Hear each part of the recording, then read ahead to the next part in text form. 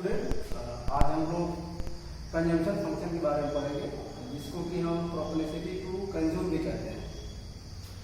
और जैसा कि आपको पता है कि इसके पहले हम लोगों ने डिस्कस किया था एग्रीगेट डिमांड के बारे में।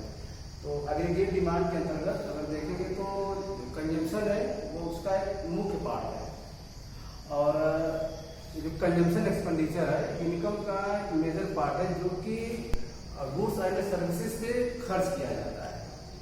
और ये कंजम्पशन फंक्शन है इन्हीं इनकम और कंजम्पशन के बीच के रिलेशनशिप को बताता है।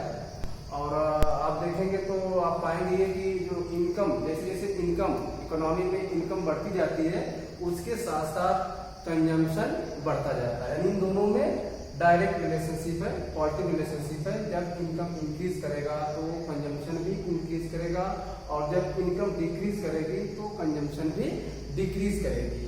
ये जो कंजम्पशन फंक्शन अगर हम इसको डिफाइन करें तो consumption function refers to the functional relationship between consumption and national income, where C is equal to consumption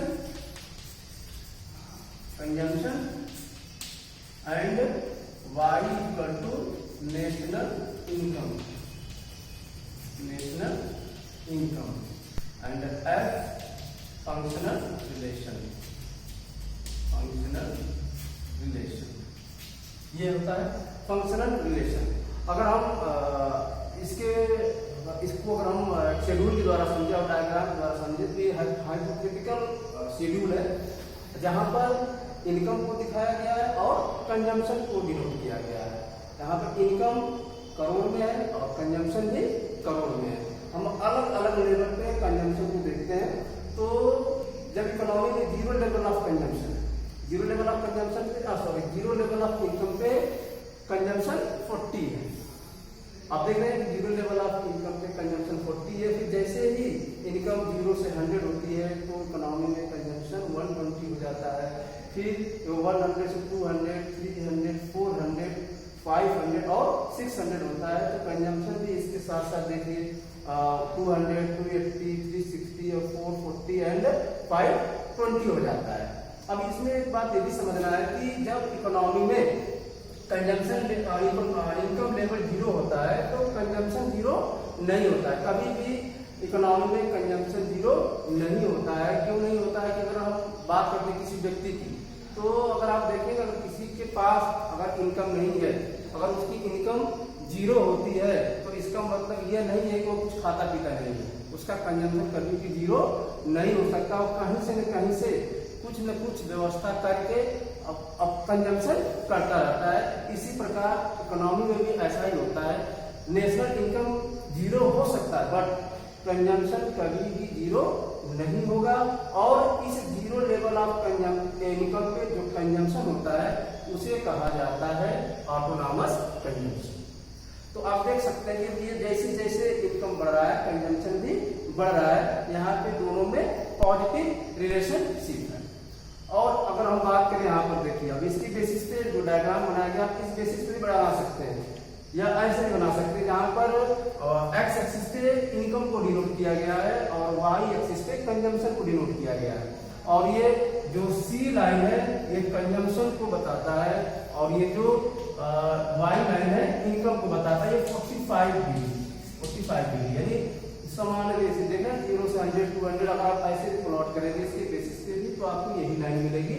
और आप देख सकते हैं कि ये जो 0 से C ये जो एरिया है, यहाँ से जो ये डिस्टेंस है ये C बार दिखाया गया है, जो कि ऑटोनॉमस कंजम्पशन होता है। इसे हम ऑटोनॉमस कंजम्पशन कहते हैं। तो आप देख सकते हैं शुरुआत में, और ये वाई एक्सिस से स्टार्ट है, न कि यहाँ ओरिजिन से स्टार्ट है। क्यों? क्योंकि कभी भी कंजम्पशन 0 नहीं होता। देख सकते हैं आप, अगर इसको प्लॉट करें 40 के बराबर हो सकता है।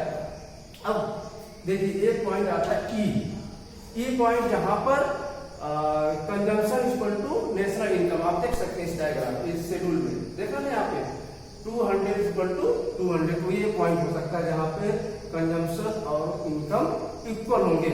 अगर बिफोर पॉइंट ई की अगर हम बात करें तो यह डिस से भी कोई डिनोट करता नहीं। इकोनॉमी में किसी भी प्रकार की सेविंग नहीं है। आफ्टर पॉइंट ई आप देखेंगे राइट साइड देखते हैं तो यहाँ पर शेविंग स्टार्ट हो जाता है। देखिए यहाँ सेविंग कंजम्पशन भी बढ़ रहा है। देखिए यहाँ पे देखिए इससे कम हो गया 280 360, तो ये कहीं ना कहीं क्या हो रहा है, सेव कर लिया जाता है, यानी जो पार्ट खर्च नहीं होता है कंजम्पशन पर उसे सेव कर लिया जाता है, उसको सेविंग के रूप में रख लिया जाता है। और इसका अगर हम कुछ ऑब्जर्वेशन करें तो इसकी जो पॉइंट निकल कर आती है वो ये है कि first starting point of the consumption curve, तो पहला जो कंजम्पशन कर्व जो पॉइंट है वह सी से स्टार्ट होता है, बिकॉज क्योंकि इनकम कभी जीरो नहीं होता है, इसलिए यह सी से स्टार्ट होता है। उसके बाद स्लोप ऑफ कंजम्पशन कर्व की बात करें तो आप देख सकते हैं कि जो कंजम्पशन कर्व है वह सी से स्टार्ट होता है, अपवर्ड है, जो कि ये डिनोट करता है कि जैसे जैसे इनकम बढ़ रहा है कंजम्पशन भी बढ़ रहा है, दोनों में पॉजिटिव रिलेशनशिप है। उसके बाद income is less than consumption, आप देख सकते हैं कि ये बिफोर पॉइंट यानी पॉइंट के राइट साइड इनकम है ना, income is less than consumption, ठीक है, कंजम्पशन से इनकम कम है। उसके बाद ब्रेक इवन पॉइंट जो कि ई है, इसको हम ब्रेक इवन पॉइंट भी कहते हैं, जहां पर कंजम्पशन इक्वल टू इनकम होता है। उसके बाद अगर हम बात करें पांचवी जो पॉइंट है इसका जो observation, income is more than consumption, आप देख सकते हैं कि आफ्टर द पॉइंट ई या राइट साइड ऑफ पॉइंट ई यहाँ देखेंगे तो income is greater than consumption, जो कि सेविंग को डिनोट करता है। तो ये था हमारा आज हम लोग जो पढ़े हैं कंजम्पशन फंक्शन, जिसके बारे में हम लोगों ने थोड़ा सा जानकारी ली। मुझे जहाँ तक लगता है कि आप लोग को इस वीडियो के माध्यम से समझ में आ जाएगा। Thank you.